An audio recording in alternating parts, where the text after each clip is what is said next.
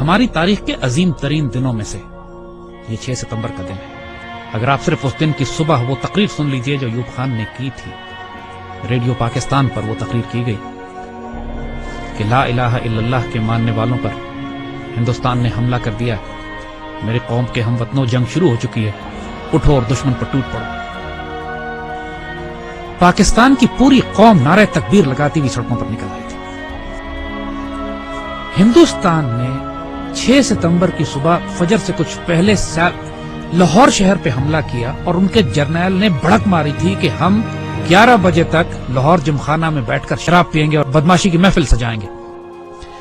دشمن کی طاقت کا بھی پہلے اندازہ کیجئے، دیکھیے دشمن 5 گنا بڑا تھا آپ سے، اور اچانک اتنا بڑا حملہ کرتا ہے جس کے اندر ایک ایک حملے میں 500 ٹینک استعمال کیے جاتے ہیں، تقریباً 500 ٹینک لاہور میں، 500 ٹینک کے قریب سیالکوٹ کے اوپر جب حملہ ہوتا ہے، اور یہ دونوں سرحدی شہر ہیں ہمارے۔ اور حال یہ تھا کہ Pakistan was totally caught by surprise. آپ کو واقعہ بتاتے ہیں، واقعات اگر آپ سنیں تو اس سے آپ کو اندازہ ہوگا کہ یہ 65 کی لڑائی کا یہ واقعہ 6 ستمبر کو کیوں ہم اتنے رومانٹک طریقے سے، اتنی محبت اور اتنی پیار سے، ایموشن سے، جذبات سے کیوں یاد کرتے ہیں۔ ایئر چیف نے نور خان صاحب کی دلیری اور جرت دیکھیے، یہی پہ لیڈنگ فرام دا فرنٹ جسے کہتے ہیں، انہوں نے کہا کہ یہ سارٹیز نہیں جائیں گی جب تک میں خود نہ دیکھ لوں کہ یہ کتنی خطرناک ہے ہمارے پائلٹ۔ دنیا کی تاریخ میں پاکستان فوج ایک واحد فوج ہے کہ جس میں آفیسر کیجویلٹی ریٹ سب سے زیادہ ہے، اس لیے کہ ہمارے آفیسرز آگے بڑھ کر لیڈ کرتے ہیں۔ پاکستان نیوی کے پاس ایک سبمرین تھی غازی، اور اس سبمرین نے دشمن کا ناطقہ بند کیا ہوا تھا۔ اس زمانے میں تاریخ ناول اور کتابیں لکھی گئیں کہ سومنات پر محمود غزنوی کے 17 حملوں کے بعد یہ 18واں حملہ، اور پاکستان کی نیوی آگے بڑھ کر سمندروں میں گئی، دوارکا پہ گئی، دوارکا کے قلعے کو تباہ کیا بومنگ کر کے، فائرنگ کر کے، شیلنگ کر کے، اور پھر نکل کر واپس آئی۔ میرے والد توپخانے کے افسر تھے اور سیالکوٹ ہی میں مقیم تھے، سیالکوٹ سیکٹر پہ بالکل سرحد پہ ہمارا گھر تھا میرے، اور جب یہ جنگ شروع ہوتی ہے تو خاندانوں کو، عورتوں کو، بچوں کو وہاں سے نکلنا پڑا، تو اس میں ہماری والدہ ہمیں لے کر نکلی،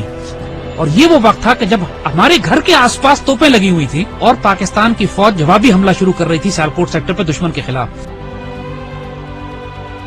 ایسے ایسے معجزات دیکھنے کو ملے ہیں، میرے والد عینی شاہد ہیں اس بات کے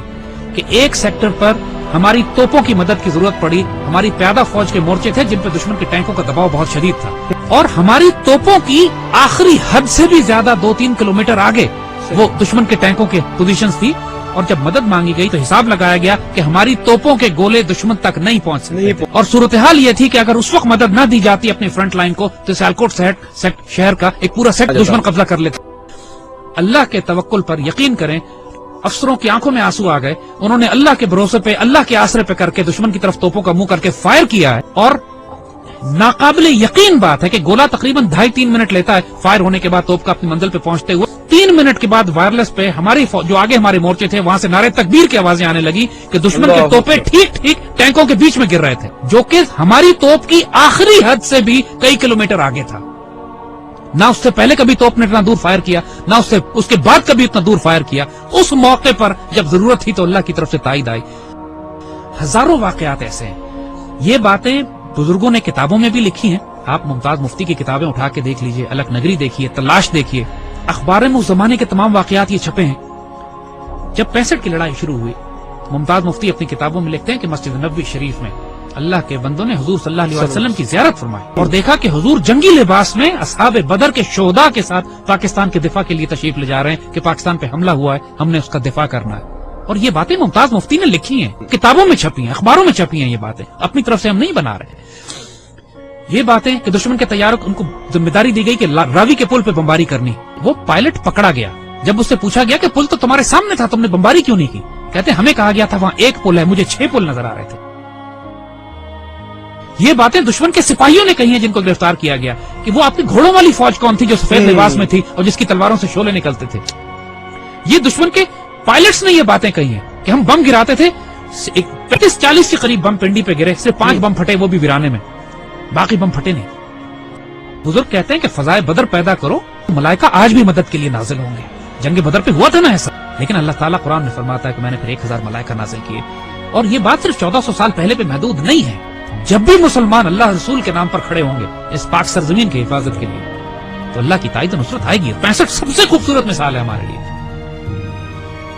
ہم ایک واقعہ سناتے ہیں کہ جو ہمارے بچوں نے کسی کتاب میں نہیں پڑھا ہوگا۔ جب لاہور پر حملہ کیا انڈین ڈویژنز نے تو انڈین جرنیل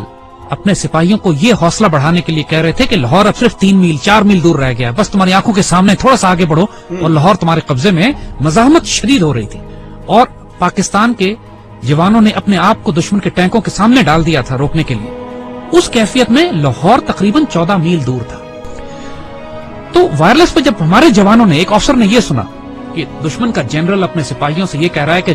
کہ صرف 3 یا 4 میل دور لاہور رہ گیا، اور اس وقت لاہور 14 میل تھا۔ اس وقت اس افسر نے، ہمارا وہ زخمی افسر نے اپنے مورچے سے نکلا ہے، سڑک کے کنارے جو کتبہ لگا ہوا تھا جس پر لکھا تھا لاہور 14 میل، اس پر اس کو کھڑا ہے وہاں سے، اور اس کو انڈیا کی طرف لے کر گیا ہے آگے، مزید 2 فرلانگ آگے، اور وہاں پر اس نے لگایا ہے اور اپنے خون سے اس پر نقطہ لگا کے 0.2 ایڈ کیا ہے اور لکھا ہے 14.2 بلڈی مائلز۔ 14.2 بلڈی مائلز تھا لاہور، دشمن اس کو پار نہیں کر سکا۔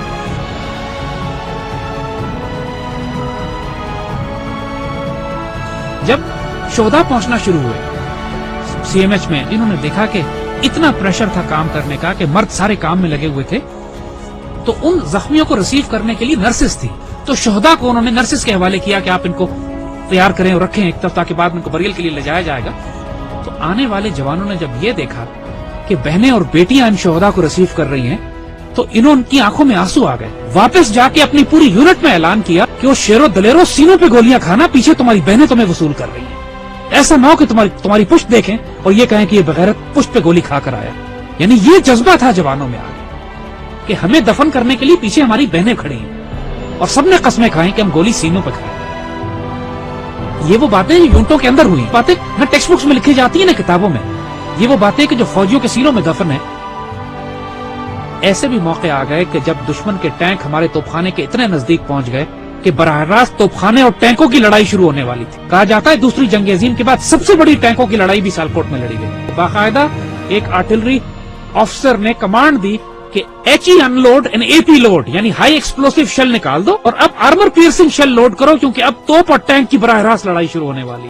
اور یہ ایسا موقع ہوتا ہے کہ جس کے بعد آر یا پار ہوتا ہے، اور ایسے موقع پہ اللہ نے دھند بھیج دی، بیچ میں دھندیں آ گئی جس کی وجہ سے دشمن کے ٹینک رک گئے، اور جس طرح پہلے کہا تھا کہ پہلے دشمن نے خوف طاری کر دیا اللہ۔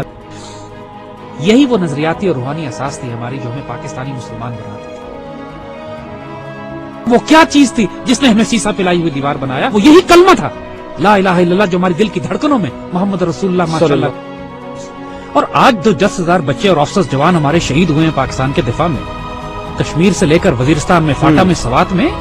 خوبصورت ترین بیٹے، ہماری مٹی کا نمک، 21، 22، 24 سال کے، 25، 26 سال کے خوبصورت جوان، اپنے جب چھوٹے بچوں کو چھوڑ کر، والدین کو چھوڑ کر، بیویوں کو چھوڑ کر،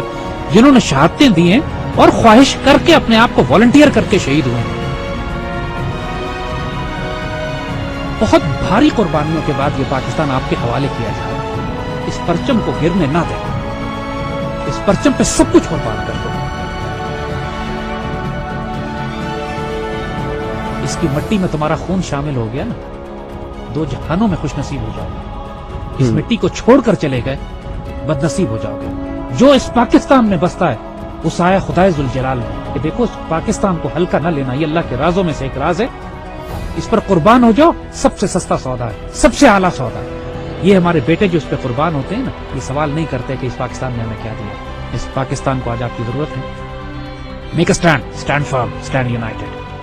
live with dignity and inshallah Allah will give you the opportunity to die with honor۔ لیکن اس کے لیے اب تیاری کرو، تیاری کا وقت آتا ہے، آزمائش آنے والی ہے، لیکن انشاءاللہ العزیز ایسے بیٹے ہمارے پاس ہیں جو اس پاکستان کو سرخرو کریں۔